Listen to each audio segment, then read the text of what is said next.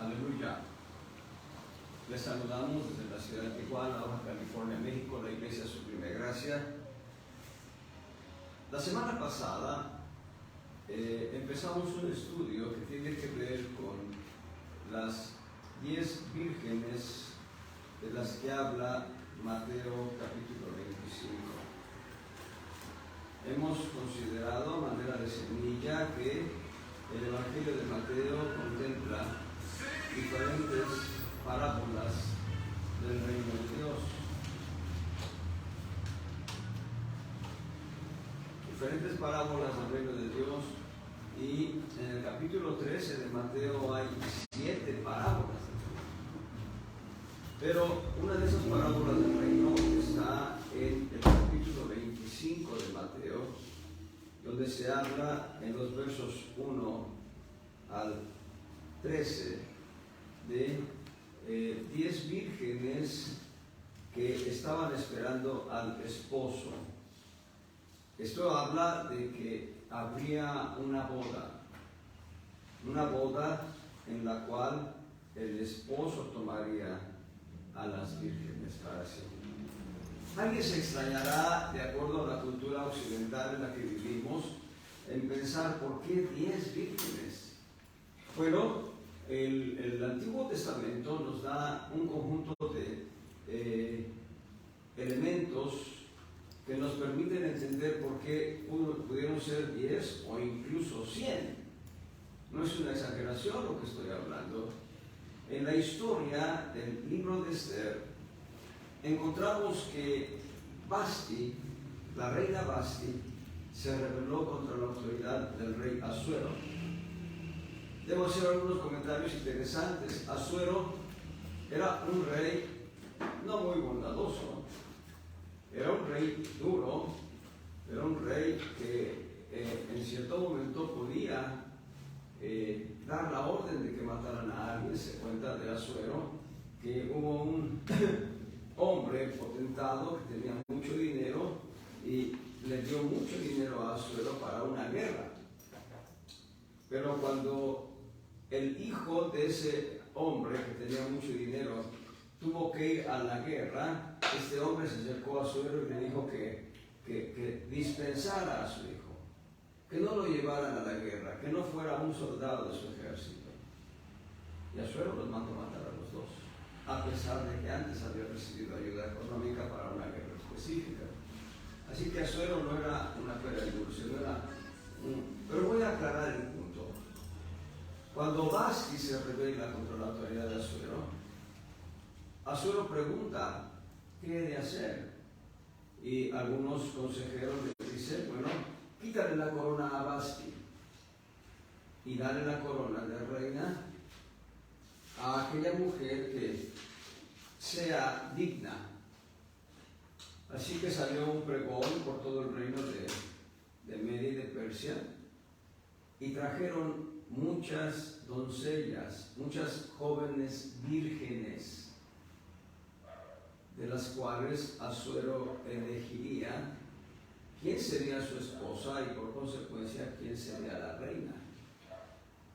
Y el rey podía tener tantas mujeres.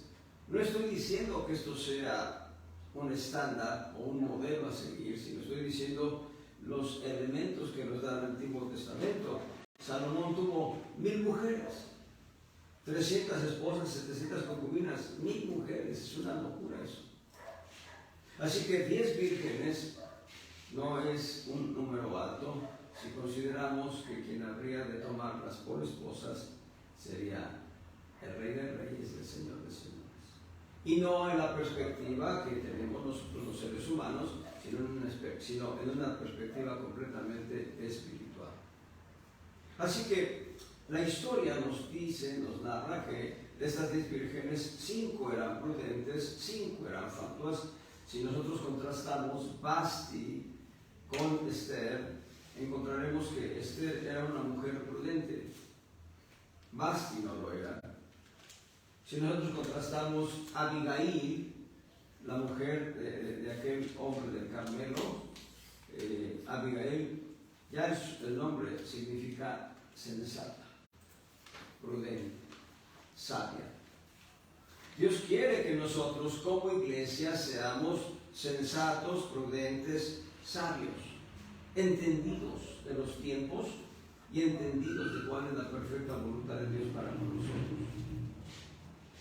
Por eso era importante citar aquel precedente de Asuero y podemos establecer, ya lo mencioné, el rey David tuvo varias mujeres, Abigail fue una de ellas, Mical fue la otra mujer, fue la primera mujer de David, Mical.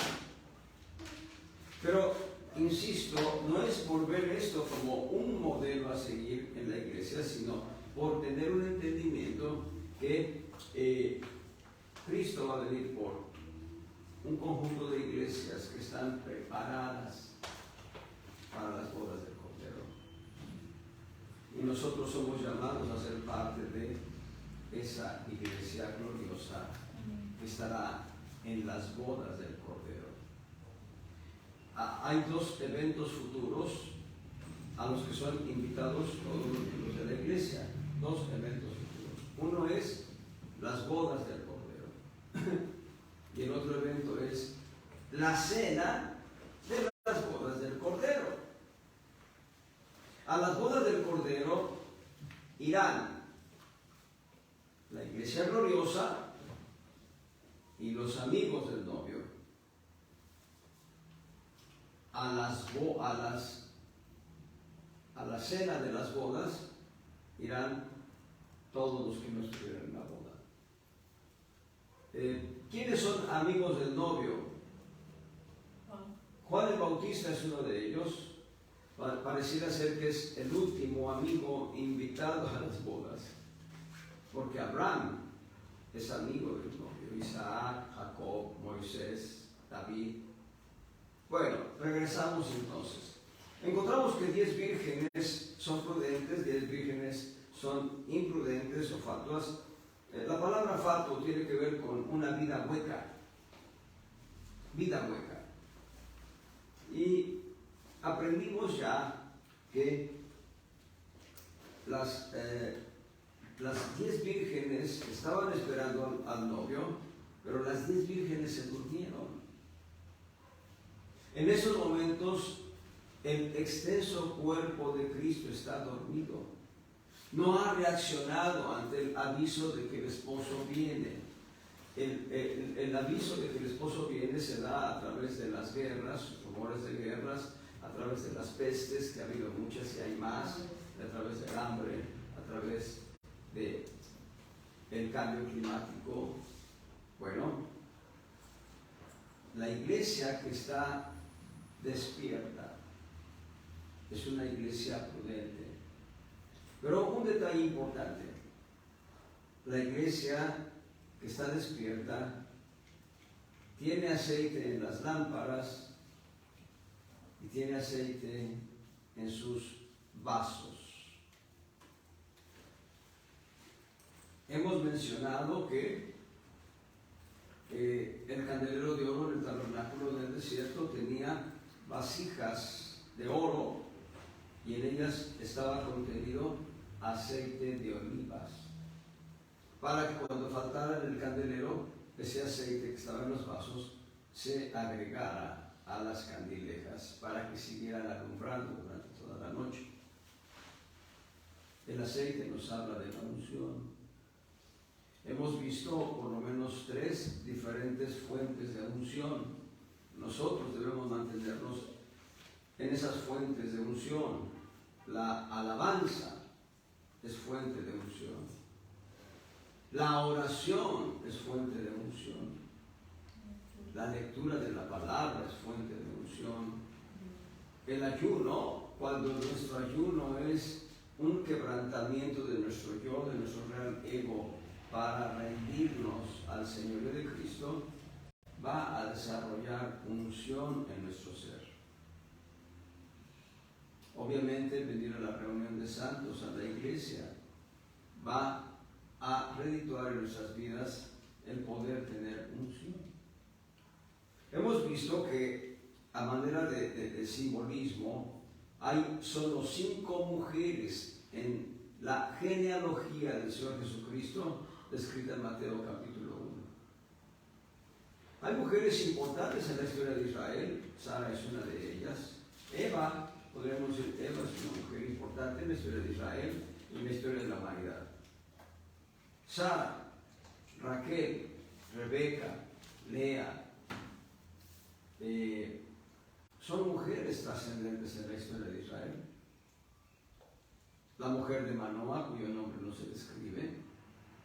Pero a pesar de que algunas de estas mujeres que he mencionado tienen trascendencia en la historia de Israel o en la historia de la humanidad, no están mencionadas en Mateo 1. En Mateo 1 están mencionadas Tamar, Raab, Ruth. Bathsheba no está mencionada de manera directa, sino como la mujer que fue de Urías, y María. Y estos nombres van a ser un detalle significativo para nosotros a fin de saber cómo caminar como vírgenes prudentes antes del advenimiento del Mesías. La palabra Tamar es una palabra que significa palmera. También el nombre de Tamar tiene el sentido de fundamento. Y nosotros tenemos ya aquí una semilla importante. Tamar nos habla de una virgen que está fundamentada. Y la palabra palmera tiene que ver con una vida de fe. Cuán importante es que la vida de una virgen prudente sea una vida de fe. Fe es uno de los fundamentos de la vida cristiana. No hay otro fundamento al cual pueda ponerse, cuál es Jesucristo. Y este fundamento se manifiesta en tres grandes fundamentos: fe, esperanza y amor. Y Tamar nos habla de una vida de fe. Cuando nosotros volteamos a veces hacia la historia de la iglesia local, no de la historia universal, no de la historia de la iglesia en América, sino de nuestra iglesia local, la iglesia donde hemos transitado. Bueno, yo he estado en una iglesia de corte pentecostés en la Ciudad de México. De ahí Dios me movió a una iglesia donde conocí la sana doctrina que yo predico, y esta iglesia se llama Cristo el Buen Pastor. De Cristo el Buen Pastor salimos de la Ciudad de México, mi esposa y yo, por razón de trabajo, llegamos a Ciudad Obregón, Sonora, llegamos a una iglesia de corte pentecostés también, llamada la Iglesia Central. Cuando de ahí nos mandaron a Tijuana, y llegar a Tijuana transitamos por algunas iglesias de Tijuana, para ser específicos, 2 y quizá una tercera, hasta que Dios nos llevó a hacer reuniones en casa. Hemos transitado por varias iglesias locales, pero lo importante de ello es que nuestra vida sea una vida de fe, que creamos a aquello que se nos ha enseñado conforme a la Escritura. En la primera iglesia donde yo conocí el Evangelio de Cristo, había una hermana que ya se fue con el Señor, está con el Señor, pero ella decía: tengo 50 años de creyente y se dice que Cristo viene pronto y no ha venido. Eso habla de una actitud que quebranta la fe, que rompe la fe. El profeta Jeremías decía: enfermedad mía es esta. Y el profeta Jeremías daba la impresión que quería sufrir la enfermedad, que no le importaba que la enfermedad estuviera ahí, cuando en realidad uno debiera decir: Señor, ¿quieres que yo padezca esto? Porque si no está en tu corazón, quítalo de mi vida. Entonces, pensar de esa manera, hace años que se dice que Cristo viene, yo diría hace 2000 años que se dice que Cristo viene pronto y no ha venido, pero La diferencia es esta: el advenimiento del Señor está más cerca cada día. Amén. Hay un canto muy precioso que dice: el Cristo que amo vendrá otra vez por la mañana o al atardecer, consigo Él me llevará. Puede ser hoy. Puede ser hoy. Y bueno, lo ideal es que si Cristo viniera hoy, nos vayamos, porque empezará un tiempo de mayor sufrimiento al que experimenta la humanidad hoy. Así que Tamar nos habla de una vida de fe, nos habla de una vida de convicción. Tamar se disfraza de ramera. No estoy diciendo que sea un estándar, o no estoy diciendo que sea un modelo a seguir. Estoy diciendo que ella va buscando que el nombre del muerto, a saber su esposo sea perpetrado. Y a quien engaña Tamar es a su propio suegro. Y queda embarazada de su propio suegro. Y el punto ahí es que la línea mesiánica no fue rota. Pareciera ser que Judá estaba fuera de la visión específica de la línea mesiánica. Pareciera ser que Judá no le interesaba tanto la línea de su hijo pero tampoco le interesaba la línea del mismo, porque ya habían muerto y Onán. Judá solo tuvo 3 hijos, Onán y Sela. Y ya nada se va a decir en la historia de Sela. Cómo se casó, si tuvo hijos, quiénes fueron esos hijos. Pero la historia escritural sí va a establecer que de Tamar nacieron mellizos, Fares y Sara. Y Fares es la línea mesiánica. Ahí en Mateo capítulo 1, verso 3, Judá engendró de Tamar a Fares y a Sara, y Fares engendró a Esrom, y Esrom engendró a Aram. Ahora, si nosotros vemos la combinación de Judá, Tamar y Fares, ¿por qué de estos 3? Bueno, Judá es el padre de Fares, es quien va a engendrar a Fares. Tamar es la madre de Fares, y Fares mismo es el eslabón que une la genealogía con Jesús muchas generaciones después. Si nosotros ligamos, encontramos Judá significa alabanza, y Tamar significa fe, significa fundamento. Cuán importante es que nuestra vida, al estar fundamentada en fe, sea una vida de alabanza. ¿En realidad crees que Cristo viene pronto? Amén. ¿Pueden dar un aleluya así que lo escuchen en la esquina? Amén. Háganlo. Aleluya. No, más fuerte. Aleluya. Después estuvo muy bueno, pero hay que hacerlo más intensamente. ¿Están listas todas? Amén. Ahora, ¡Aleluya! el punto radica en que una vida de fe va a traer una vida de alabanza. La iglesia gloriosa se distingue por caminar en fe y en alabanza.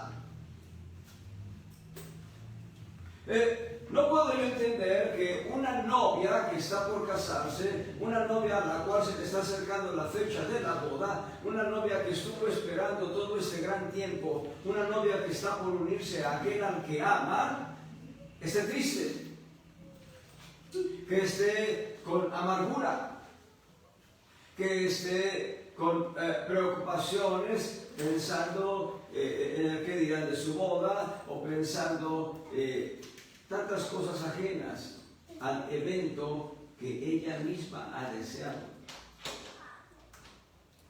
La iglesia gloriosa se caracteriza por tener una vida de fe y una vida de alabanza. pero todavía nos falta Fares. Y Fares significa rotura. Fares significa quebrantamiento. Fares es la raíz de Pérez. El nombre Pérez es nombre judío, nombre hebreo. Y Pérez significa rotura. Fares significa rotura. Y lo que nos enseña este principio es que la iglesia gloriosa ha hecho rotura con el mundo. La iglesia gloriosa ha hecho rotura con aquello que la carnalidad anhela. La iglesia gloriosa ha podido vencer al diablo y a sus demonios. La iglesia gloriosa camina en una conducta intachable. La iglesia gloriosa camina específicamente alejándose del mundo cada día. Hay un canto que dice: dejo el mundo y sigo a Cristo. La iglesia gloriosa rompe con el mundo, rompe con la carnalidad, rompe con todas las ofertas que el mundo ofrece. Obviamente la iglesia gloriosa vence al diablo.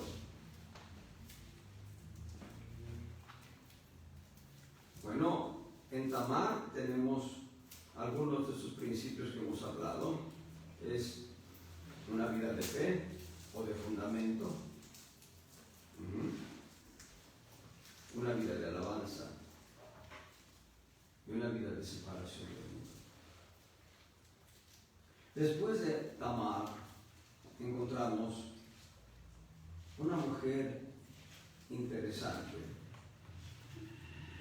Rahab. Volvamos a Mateo capítulo 1, verso 5, y veamos que Salmón engendró a Rahab. Mateo 1, 5. Rahab es R-A-H. Bueno, la versión antigua en Mateo 1 la describe así: R-A-C-H-A-B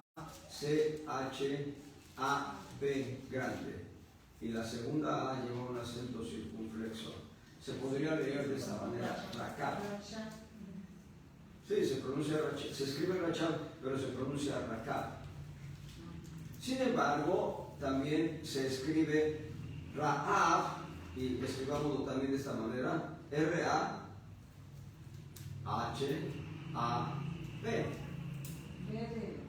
B de bueno.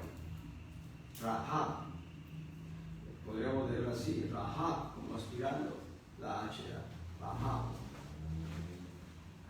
Y Rahab tiene un significado de servicio doméstico. Hay varios significados. Debo decirles, esta palabra Rahab o Rakab en realidad debiera tener su origen no en el lenguaje hebreo, porque ella pertenecía a Jericó. Pero da la intención a varios significados y da la intención de un significado doméstico, pero muy importante. Rahab también da el significado de intimidad o vida íntima. Y es aquí donde nosotros debemos entender el sentido. Dios quiere que su iglesia gloriosa tenga una vida íntima con Él. Una vida exclusiva. Una vida no compartida con nadie. Esa es la intención que nos muestra Rahab. Hay un comentario babilónico. Hay un comentario babilónico que nos habla de Rahab. Y ese comentario babilónico dice que era una mujer extremadamente hermosa. Ese comentario babilónico dice que hubo 3 mujeres muy, muy hermosas de la antigüedad. Yo solo recuerdo 2 de ellas. Una es Sara, la esposa de Abraham, y la otra es Rahab, la tercera no la recuerdo. Entonces, ese comentario babilónico es importante porque habla de su hermosura. Ahora, trasladémoslo al plano de la iglesia. La iglesia es hermosa en sí misma. La semana pasada leíamos algunos textos de Cantares, que bien vale ahorita volver a citar en Cantares.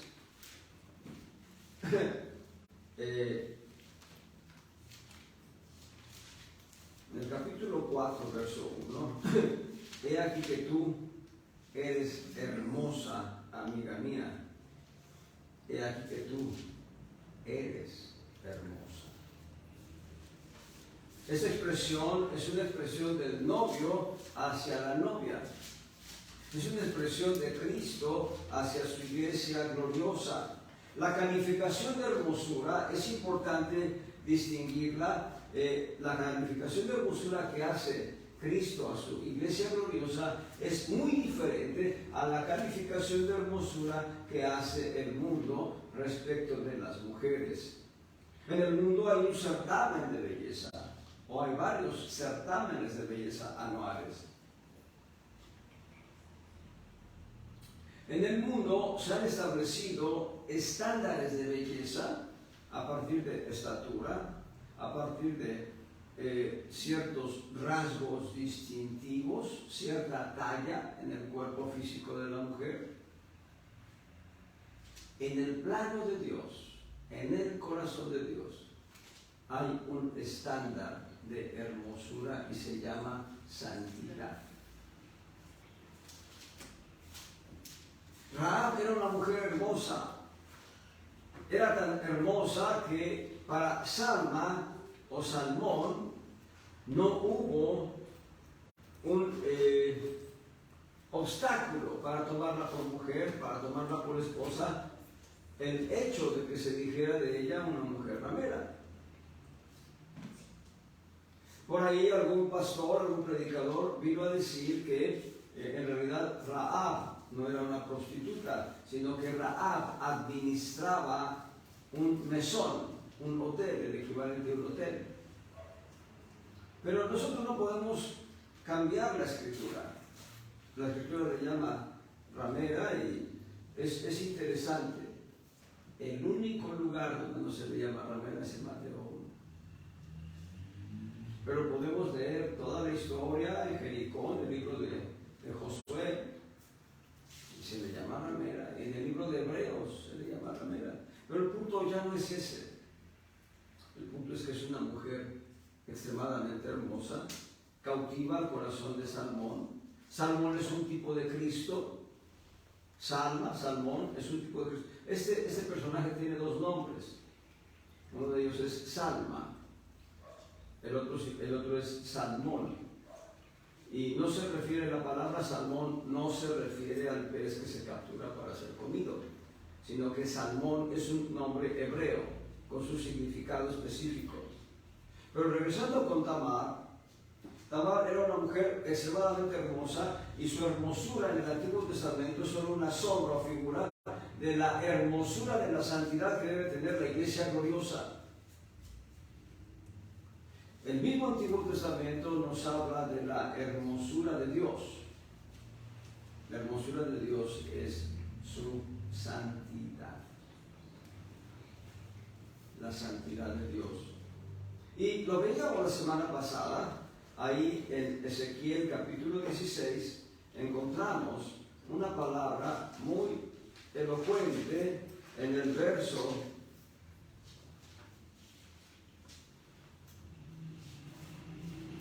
14. Ezequiel 16, 14.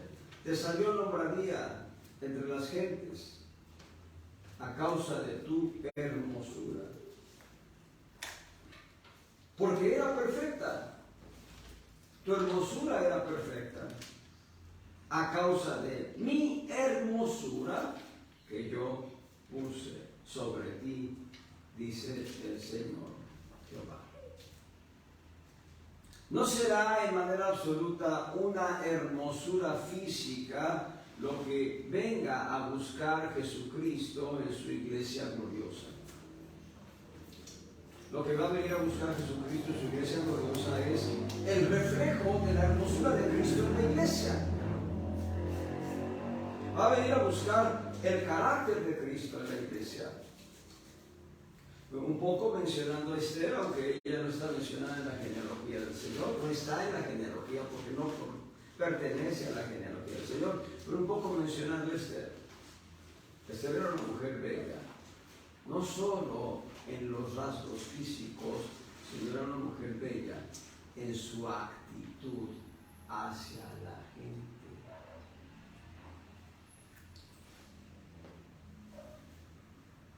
Gloria sea al Señor.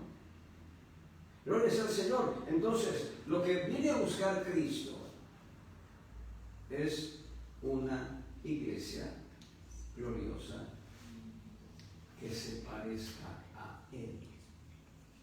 Raá nos muestra ese modelo y podemos ver por lo menos algunos textos. Hay 12 diferentes voces para irreprensible, para sin mancha, sin defecto. En el Nuevo Testamento 12 diferentes voces en griego, pero quiero que veamos solo algunas de ellas ahorita de manera rápida. En Efesios capítulo 5, versos 25 al 27. Efesios 5, 25 al 27.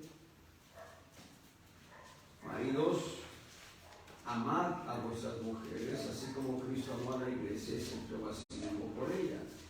Verso 26. Para santificarla, limpiándola en el lavacro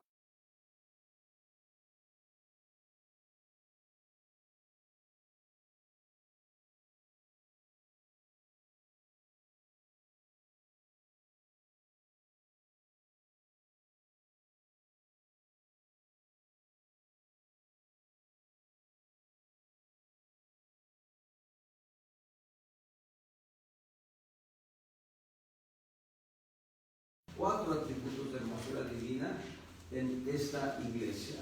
Vamos a revisarlos. Ahí en el verso 26, santificarla.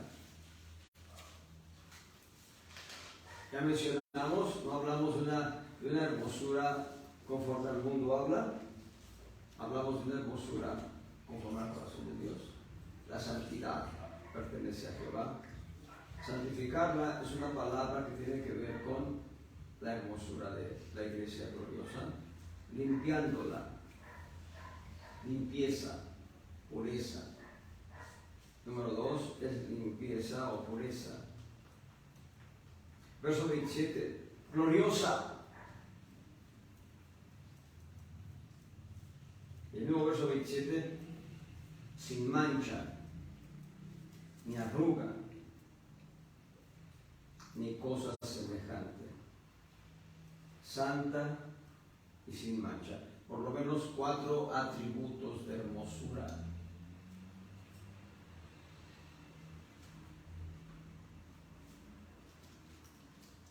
Cuatro atributos de hermosura. Les doy una semilla.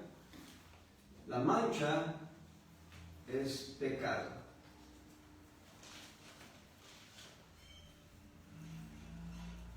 La arruga es mala relación entre los santos.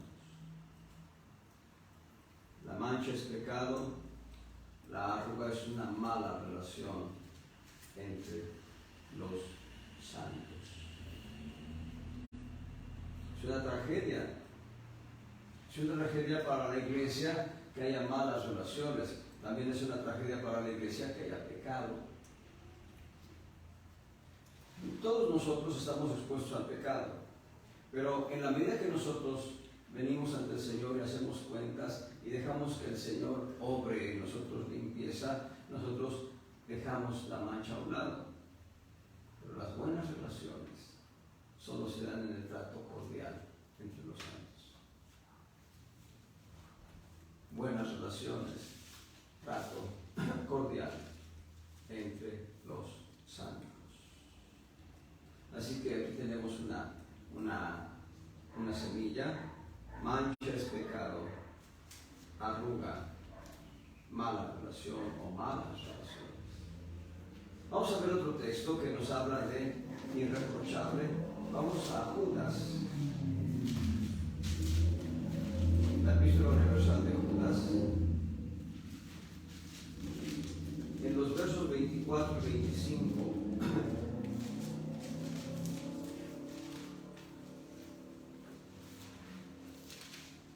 Judas, versos 24 y 25.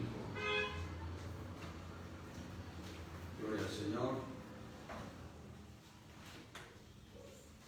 Dice ahí: a aquel pues que es poderoso para guardaros sin caída y presentaros delante de su gloria irreprensibles. Ahí está la palabra, irreprensibles, es decir, que no hay detalle que permita reprender nuestra calidad de vida, que no hay detalle que permita establecer que tenemos error. Irreprensible, dice, con grande alegría. Al solo Dios sabio, nuestro Salvador, sea gloria y magnificencia, imperio y potencia, ahora y todos los siglos. Amén. Irreprensibles. Tiene que ver con la hermosura que Dios busca en nosotros. Dios no busca ojos claros, azules o verdes. Dios no busca cabello rubio o cabello oscuro, negro. Dios no busca cabello lacio o cabello crespo.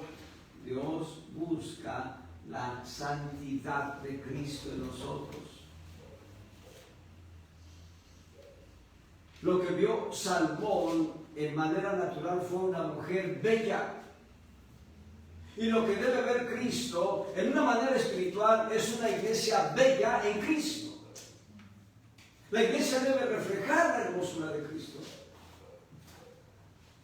Entonces dice irreprensibles. Y vean lo que sucede. En el corazón de Dios hay una expectativa de ver que la iglesia es transformada en una belleza de santidad, y en el corazón de Dios hay una expectación de alegría, grande alegría, cuando esta iglesia ha sido transformada en la misma semejanza de Cristo, cuando esta iglesia se parece tanto a Cristo como si la iglesia estuviera frente a un espejo, pero en realidad está frente a Cristo. Como si Cristo estuviera frente a un espejo, pero en realidad está frente a su iglesia gloriosa. Eso marca la diferencia. Y ya no serán en los anales históricos de comentarios babilónicos que se hable de Rahab como una mujer muy hermosa. Será en el testimonio del corazón de Dios, en el testimonio del corazón del Padre, un testimonio de que la iglesia, esposa del Cordero, es hermosa en santidad. Lo acabamos de leer en Ezequiel. Ezequiel 16:14. Dice que fuiste hermoseada, dice. Y dice que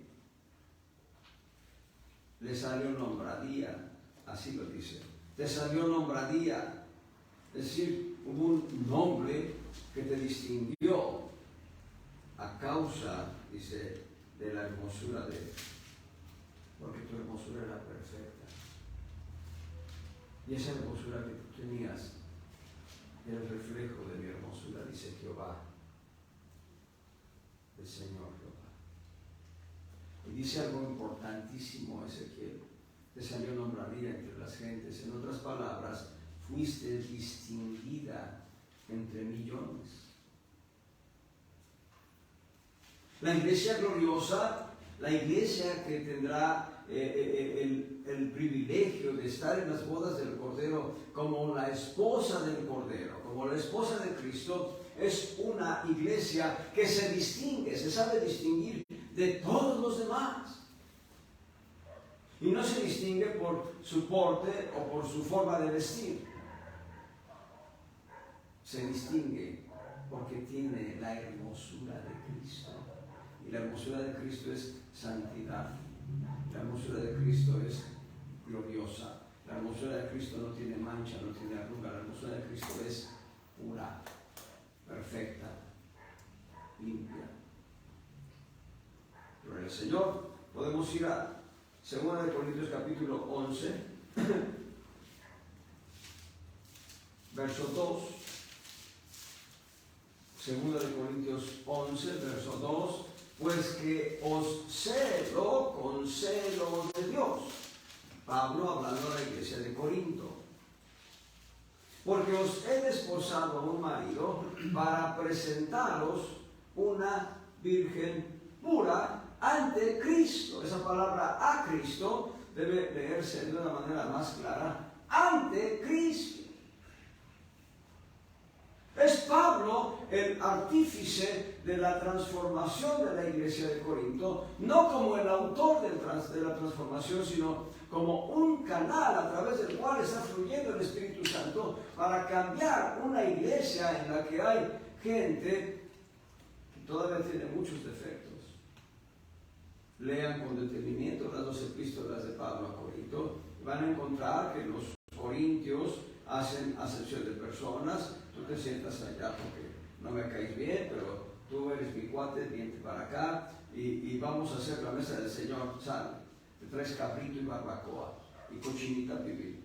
Oye, y traigo para todos. No, solamente trae para nosotros. Pero los hermanos nos van a ver comer. Que no te a comer, no importa. Ellos solo tienen frijoles porque coman frijoles. Eso era la manera que conocían los corintios. Y los corintios hacían muchas conductas pecaminosas, pero es la única iglesia a la cual Pablo les dice: os celo con celo de Dios para presentarnos delante de Cristo como una virgen pura. La palabra pura habla de limpieza.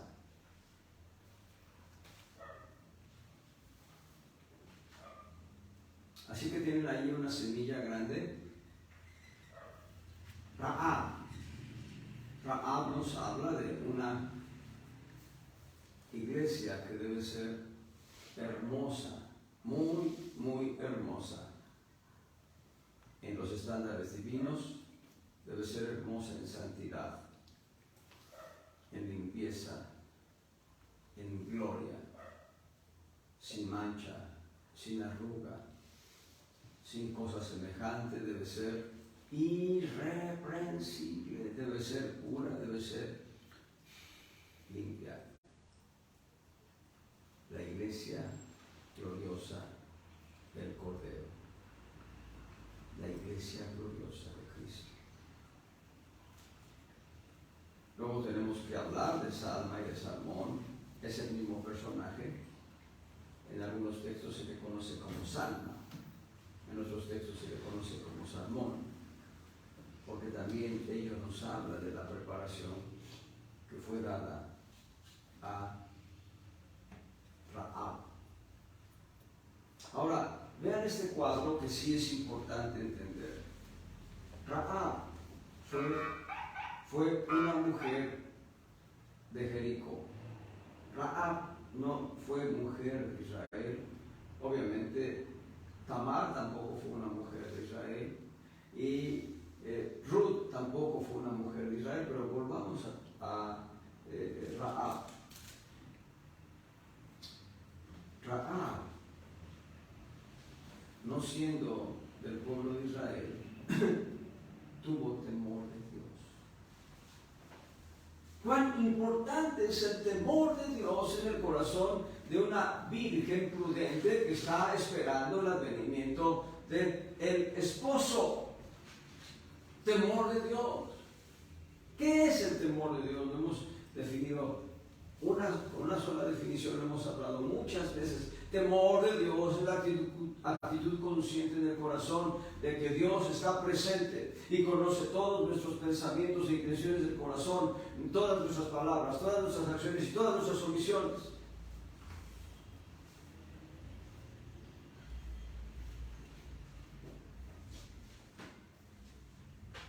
Temor de Dios es la actitud consciente de nuestro corazón, de que Dios conoce todos los pensamientos e intenciones de nuestro corazón. Todas nuestras palabras, todas nuestras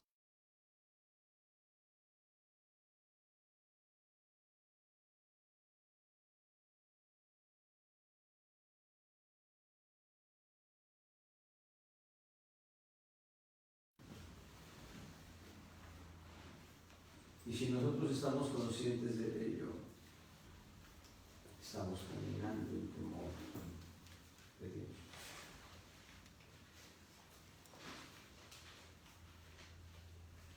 ¿Por qué decimos que Rahab camina en temor de Dios?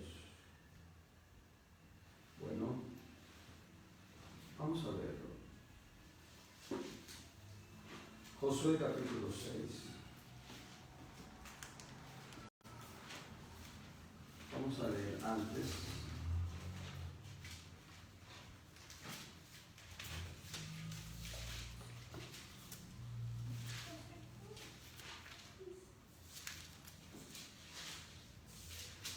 Antes está en...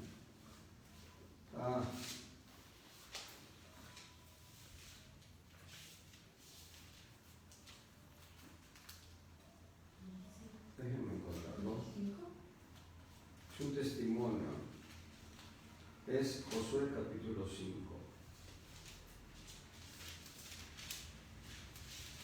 No, permítanme. Ay, Dios, ayúdame.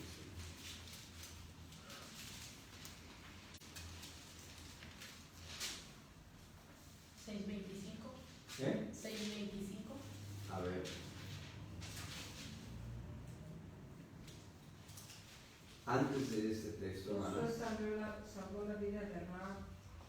No, estoy buscando un texto específico donde Rahab testifica de lo que Israel ha hecho desde que salió de Egipto. Y debe estar en el libro de Josué, obviamente. Es decir, Josué envía espías a Jericó. Aquí está, en el capítulo 2, perdónenme ahora sí. Capítulo 2. En el verso 10 y 11. Es Josué, capítulo 2, versos 10 y 11. Vean lo que testifica Rahab. Desde el 9. Sé que Jehová os ha dado esta tierra, porque el temor de vosotros ha caído sobre nosotros. Esa palabra temor es sinónimo de miedo. Miedo. Y todos los moradores del país están desmayados por causa de vosotros. Verso 10. Porque hemos oído que Jehová hizo secar las aguas de Mar Bermejo delante de vosotros cuando saliste de Egipto. Y también hemos oído lo que habéis hecho a los dos reyes de los amorreos que estaban de la otra parte allá del Jordán, a Sehón y a Og, a los cuales habéis destruido. Ahorita continuamos en el verso 11 y el testimonio es de reyes, de gigantes. El rey de Basán era un gigante. Su cama era de 4 metros por 2 metros. 4 metros de largo por 2 metros de ancho. ¿Cómo cuánto mide este piso, Abel? 2 metros y medio. 2 metros y ¿De medio. alto? No, a lo ancho. 3. 3, entonces quitemos 1 metro, 2. ¿Y 4 metros hacia allá? 4. De ese tamaño era la cama, hermanos. De pared a pared. Del gigante. Del gigante. Del gigante. Regresamos al verso 11. Oyendo esto, ha desmayado nuestro corazón. Creo que me equivoqué en las medidas, pero de todos modos era cama de un gigante. Por eso las camas king size son camas de rey. Bueno, verso 11. Oyendo esto, ha desmayado nuestro corazón. Noten, ha desmayado nuestro corazón. Ni ha quedado más espíritu en alguno por causa de vosotros. Porque Jehová, vuestro Dios, es Dios arriba en los cielos, y abajo. Ella estaba segura que el Dios de Israel era el verdadero Dios. Eso es temor de Dios. Eso es temor de Dios. Es cuán importante. Bueno, que alguien venga y me diga, alguien sin Cristo venga y me diga, oye, tu Dios es un Dios grande, debe moverme a glorificar al Señor. Porque yo conozco a mi Dios. Que alguien venga y me diga, tu Dios es grande. Y esta mujer no era del pueblo de Israel. Eso es lo trascendente. Por ejemplo, regresando al libro de Esther, Mardoqueo le dice a Esther, no digas de qué pueblo eres. Guarda silencio, no hables de qué pueblo eres. Y cuando viene el complot contra el pueblo de Israel, Mardoqueo ya ha reaccionado y cambia de actitud. Raab está evidenciando de qué tamaño es el Dios de Israel. Está señalando que el Dios de Israel es todopoderoso, que es Dios en los cielos y la tierra. La iglesia gloriosa, la iglesia que se mantiene prudente, la iglesia que se mantiene sensata, es una iglesia que sabe de qué tamaño es su Dios, que tiene temor de Dios, que se mueve en la conciencia de quién es su Dios. Gloria sea al Señor. Perdón. Vamos a ver en Hebreos 11 que se nos dice de Raab.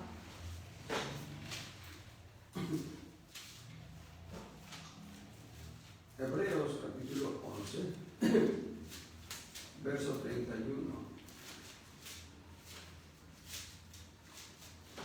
Nuevamente vemos el fundamento de fe aquí en ella. Ya lo vimos en Tamar. Tamar en sí misma significa palmera o palma. Significa fundamento y la palma nos habla de fe, pero acá ya no es Tamar, es Raab. Y en Hebreos capítulo 11, verso 31, por fe Raab, la ramera, no pereció juntamente con los incrédulos, habiendo recibido a los espías con paz. Raab tuvo fe para creer en Dios, tuvo fe para creerle a Dios, pero no solo tuvo fe para creerle a Dios, sino que Raab tuvo fe para disfrutar la misericordia de Dios. Cuán importante es la fe para poder disfrutar la misericordia de Dios.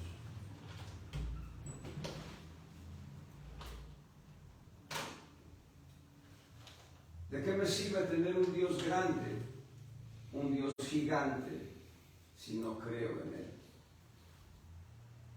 ¿De qué me sirve tener un Dios todopoderoso si no le creo a Él?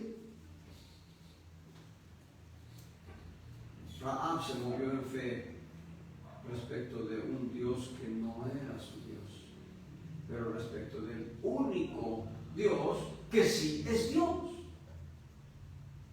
Aleluya. Entonces estamos viendo que cada una de estas mujeres que aparecen en la genealogía del Señor Jesucristo en Mateo capítulo 1, son 5 mujeres, cada una nos enseña principios de cómo caminar a la manera de una iglesia prudente, una iglesia sensata, una iglesia sabia, una iglesia que se mueve de manera gloriosa.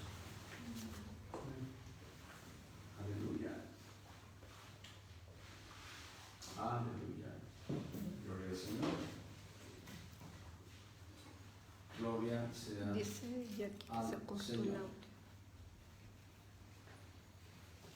¿Cómo andamos de tiempo? Es que dice que ya se cortó. No, 4 minutos. Bueno, vamos a dejar el enunciado de la tercera mujer y vamos a mandar a semilla para después verlo dentro de una semana. En Mateo capítulo 1.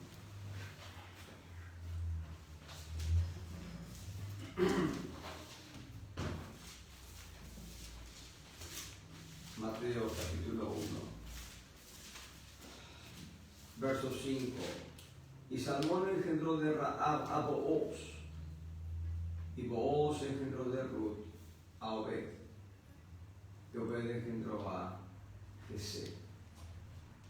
Verso 6. Y Jesé engendró al rey David. El rey David engendró a Salomón, de la que fue mujer de Urías. Hasta ahí se suman 4 mujeres. Hemos hablado de Tamar, hemos hablado de Rahab, ahora aparece Ruth. Hay un antecedente que voy a mencionar ahora y tal vez lo enfaticemos la próxima semana porque voy a parar ya.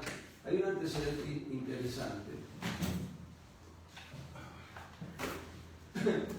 Específicamente, Booz es hijo de Rahab, la ramera, y de Salmón.